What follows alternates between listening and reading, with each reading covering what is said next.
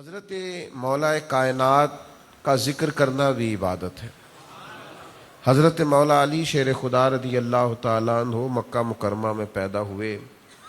آپ کی والدہ حضرت جناب بی بی فاطمہ بنت اسد رضی اللہ تعالی عنہا نے اپنے والد کے نام پہ آپ کا نام حیدر رکھا تھا، اور آپ کے والد گرامی نے آپ کا نام علی رکھا۔ حضور سید عالم صلی اللہ تعالی علیہ وسلم نے اسد اللہ کا اضافہ فرمایا یہ اللہ کے شیر ہیں۔ اس کے علاوہ آپ کو مرتضیٰ بھی کہا جاتا ہے، جس کا مطلب ہے چنا ہوا، اور کرار بھی کہا جاتا ہے۔ حیدر کرار، لفظ حیدر کی بھی بڑی شان ہے، لیکن یہ جو کرار ہے نا، یہ ہے تو قرار کشمیر والے قاف سے، لیکن اس میں قرار بڑا ہے، ٹھنڈک بڑی ہے، اس میں لطف بڑا ہے۔ حیدر کرار، کرار پتہ کس کو کہتے ہیں؟ کرار کہتے ہیں پلٹ پلٹ کے حملہ کرنے والے کو، یعنی حضرت علی شیر خدا کرار ہیں، پلٹ پلٹ کے، پلٹنا، جھپٹنا، جھپٹ کر پلٹنا، یہ لہو گرم رکھنے کا ہے ایک بہانہ۔ حضرت علی شیر خدا رضی اللہ تعالیٰ عنہ کا یہ بھی لقب ہے، اور ان کو مولا بھی کہا جاتا ہے، مولا مرتضیٰ، مولا علی شیر خدا۔ یہ جو ان کو مولا کہا جاتا ہے تو یہ خود نہیں کہا جاتا، یہ مدینے والے محبوب نے کہلوایا ہے۔ حضور نے فرمایا جس کا میں مولا اس کے علی بھی مولا ہے۔ حضرت مولا علی شیر خدا رضی اللہ تعالیٰ عنہ کی بڑی شانیں، بڑی عظمتیں، اللہ تعالیٰ نے انہیں بڑی بلندیاں عطا فرمائی۔ ہم اس دور میں بستے ہیں جس میں بدقسمتی سے وہ ہستیاں جن سے فیض حاصل کرنا تھا، جن کے لفظوں اور جملوں سے انسان نے تربیت لینی تھی، اور جن کا ذکر کر کے اس کے اندر نورانیت پیدا ہونا تھی، روحانیت پیدا ہونا تھی، تقوی پیدا ہونا تھا، ہم نے ان شخصیات کو بحث کا موضوع بنا لیا، جن سے سیکھنا تھا، حاصل کرنا تھا۔ حضرت مولا علی شیر خدا رضی اللہ تعالیٰ عنہ وہ عالی مرتبت شخصیت ہیں جن کی سند سے اللہ ولایت عطا فرماتا ہے۔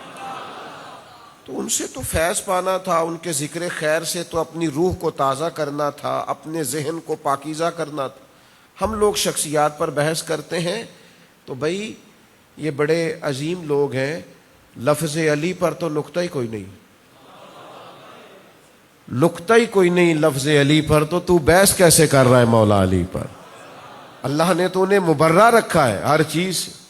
تو حضرت مولا علی شیر خدا رضی اللہ تعالیٰ عنہ کو اللہ تعالیٰ نے بڑی بلندیاں عطا کی ہیں۔ حضرت علی دانا بہت ہیں، حکیم بہت ہیں۔ حضرت جنید بغدادی رضی اللہ تعالیٰ عنہ فرماتے ہیں اللہ والوں کی باتیں اللہ کے لشکروں میں سے لشکر ہوتی ہیں۔ یہ لشکر دل فتح کرتا ہے، یہ باتیں، یہ لشکر اللہ کا، یہ شیطان کا مقابلہ کر کے، نفس کا مقابلہ کر کے، ناجائز خواہشات کا مقابلہ کر کے انہیں بھگا دیتا ہے، دل کے اندر معرفت پیدا کرتا ہے۔ اللہ کے بندوں کی جو باتیں ہیں، ان کے جو اقوال ہیں، ان کے جو ارشادات ہیں، ان کے اندر جو خاص تاثیر ہے وہ کیسے پیدا ہوتی ہے؟ انہوں نے ایک کتاب و سنت کو غور سے پڑھا ہوتا ہے، پھر اس کو اپنی زندگی میں عملاً نافذ کیا ہوتا ہے، پھر ان کے کچھ تجربات ہوتے ہیں، اور جب وہ بڑے مہربان ہونا، جب بڑا ان کا دل موج میں ہو، اس وقت وہ اپنے تجربات اپنے پیار کرنے والوں کو بتاتے ہیں۔ حضرت لقمان حکیم رضی اللہ تعالیٰ عنہ نے اپنے بیٹے سے کہا تھا بیٹا میں نے جو تجربات حاصل کیے ہیں قیمت ادا کر کے حاصل کیے، زندگی کے اندر سفر کرنا پڑا، واقعات ہوئے، لوگوں سے ملاقات ہوئی، کہیں پہ مایوسی ہوئی، کہیں سے ہمیں بہت زیادہ خوشی ہوئی، مسرت ہوئی، امید سے بڑھ کر کہیں معاملہ ہوا، تو پوری زندگی میں ہم نے وقت لگایا، پھر کچھ تجربات حاصل کیے تو ہم نے اس کی قیمت ادا کر کے تجربات حاصل کیے. تمہیں کہتے ہیں بغیر قیمت کے ہم سے تجربے لے لو، لیکن نئی نسل یہ چاہتی ہے کہ وہ بھی تجربہ کرے، وہ بھی پہلے ان ساری وادیوں سے گزرے، ان سنگلاخ پہاڑوں سے اور دشوار گزار چٹانوں سے گزر کے آئے. تو یہ جو بزرگان دین کے ارشادات ہوتے ہیں، اقوال ہوتے ہیں، یہ اس تجربے کا نچوڑ ہوتے ہیں. اور پھر حضرت مولا علی شیر خدا، پہلے تو نبی پاک علیہ السلام نے خود فرمایا میرے طریقے پہ بھی عمل کرنا اور میرے خلفائے راشدین کے طریقے پر بھی عمل. پہلے تو یہ بات ہی بنیاد. اور پھر حضرت مولا علی شیر خدا رضی اللہ تعالیٰ عنہ کے بارے میں نبی پاک علیہ السلام نے فرمایا میں حکمت کا گھر ہوں اور علی اس کا دروازہ ہے. تو حضرت علی رضی اللہ تعالیٰ عنہ کو جو اللہ نے جو حکمت، دانائی، تدبر اور بصیرت عطا کی تھی نا، وہ بڑی سمجھنے والی ہے. چند ایک اقوال میں نے حضرت مولا علی شیر خدا کے آپ کے سامنے رکھنے. ہم نا عمل کرنے کی بڑی فکر کرتے ہیں. نماز ایک عمل ہے تو اس کے لیے ہم جگہ کی صفائی کا اہتمام کرتے ہیں، کپڑوں کی صفائی کا لحاظ کرتے ہیں، وضو طریقے سے کرتے ہیں. اور جو لوگ اور زیادہ ذوق شوق رکھتے ہوں وہ جماعت کے ساتھ نماز پڑھنے کی خواہش کرتے ہیں.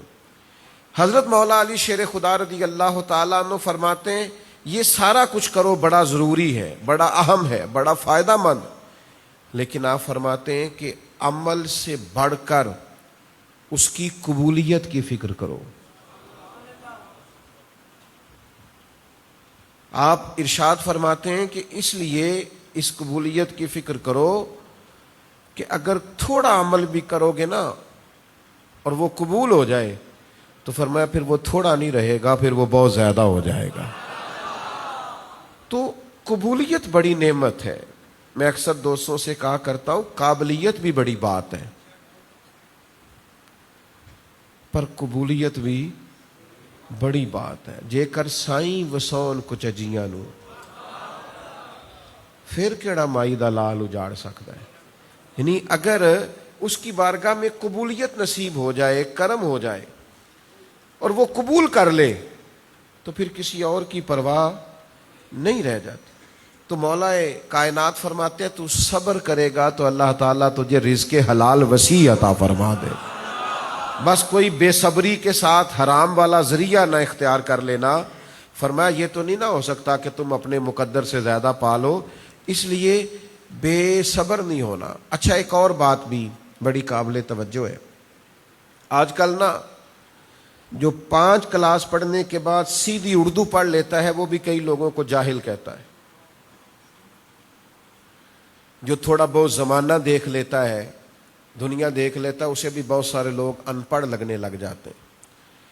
جو کسی بھی شعبے میں کامیاب ہو جاتا ہے، کوئی بھی اس نے کاروبار کیا یا دنیا میں کوئی بھی اس نے رستہ اختیار کیا، اگر اسے کامیابی میسر آ جاتی ہے تو وہ دوسرے لوگوں کو جاہل، ان پڑھ، اجڑ، بیوقوف، نادان، احمق کہنے لگتا ہے.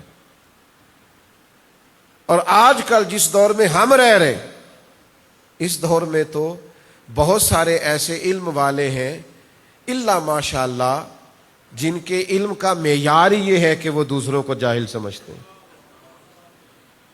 وہ جب تک 4 5 6 لوگوں کو ان پڑھ کہہ نہ لیں وہ عالمی ثابت نہیں ہوتے، ان کے علم کا خیال ہی ثابت نہیں ہوتا.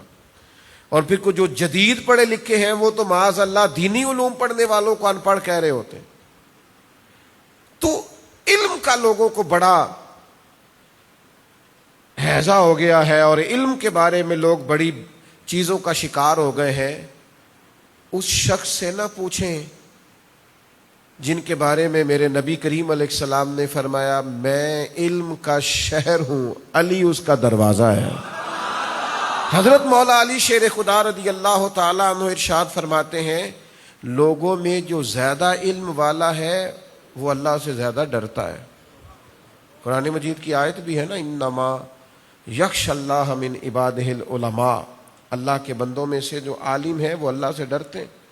تو حضرت علی فرماتے ہیں جو زیادہ علم والا ہے وہ اللہ سے زیادہ ڈرتا ہے، اور دوسری بات فرماتے ہیں وہ زیادہ عبادت کرتا ہے۔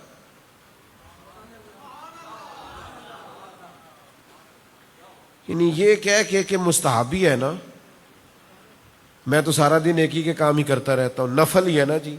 فرمایا جو عالم ہوتا ہے وہ زیادہ اللہ سے ڈرتا ہے، عبادت زیادہ کرتا ہے، اور ہر وقت اپنے رب کی رضا کا طالب رہتا ہے۔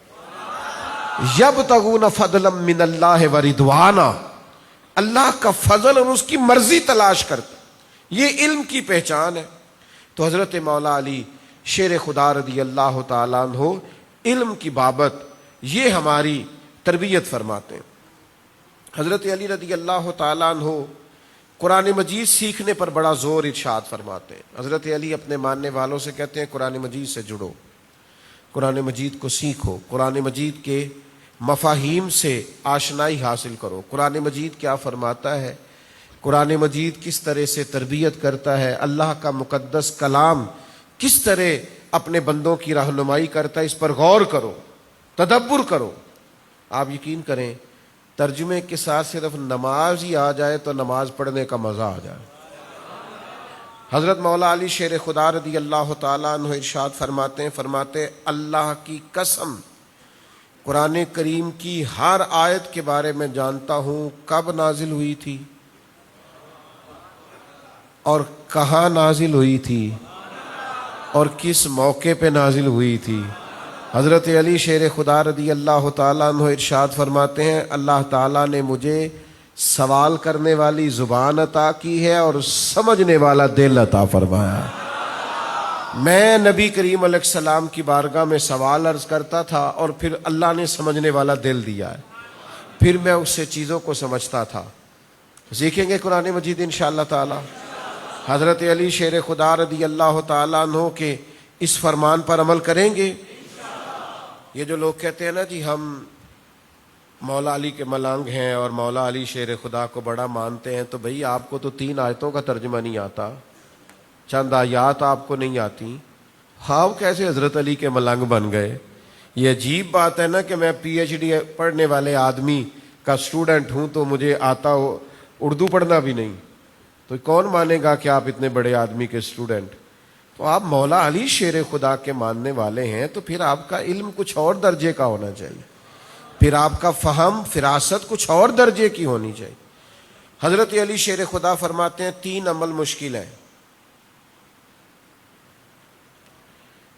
وہ جیسے کوئی سیانا آدمی بتا نہیں دیتا کہ یہ کام نہ کرنا مشکل ہے، اس رستے نہ جانا یہ رستہ خراب ہے، اس رستے پہ نہ جانا یہ رستہ دشوار ہے، بتا دیتے ہیں نا۔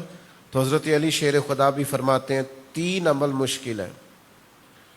ایک فرماتے ہیں اپنی جان کا حق ادا کرنا مشکل ہے۔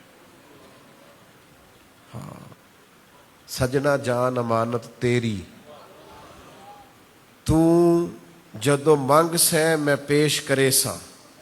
فرماتے ہیں جان کا حق ادا کرنا، اپنی جان کو صحیح کام پہ لگانا۔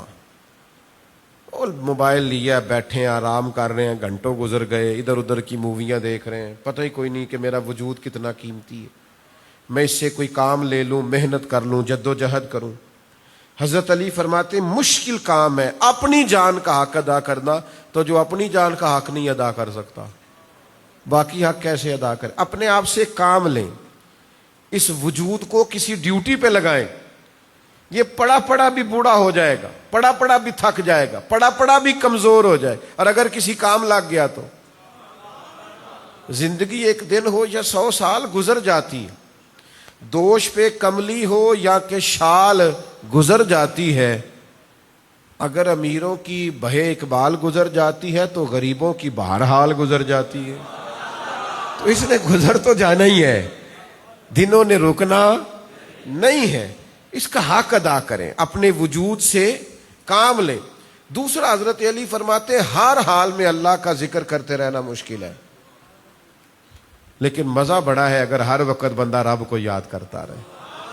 فرماتے ہیں مشکل ہے، یہ مشکل کام ہے، لیکن یہ کرو گے تو فائدہ بہت ہوگا۔ تیسرا حضرت علی فرماتے ہیں اپنے ضرورت مند مسلمان بھائیوں کے ساتھ تعاون کرنا مشکل ہے۔ لوگ تعاون کرتے ہیں پر ضروریات پوری نہیں کرتے۔ فرمایا مشکل ہے پر کرو گے تو اجر بڑا ملے گا۔ تو یہ تین چیزیں مشکل ہیں پر اگر کوئی کرے گا تو اجر بڑا پائے گا، اعزاز بڑا پائے گا۔ یہ حضرت علی کے چند ارشادات میں نے آپ کی خدمت میں عرض کیے۔ یاد رہیں گی باتیں انشاءاللہ تعالی، عمل کریں گے انشاءاللہ تعالی۔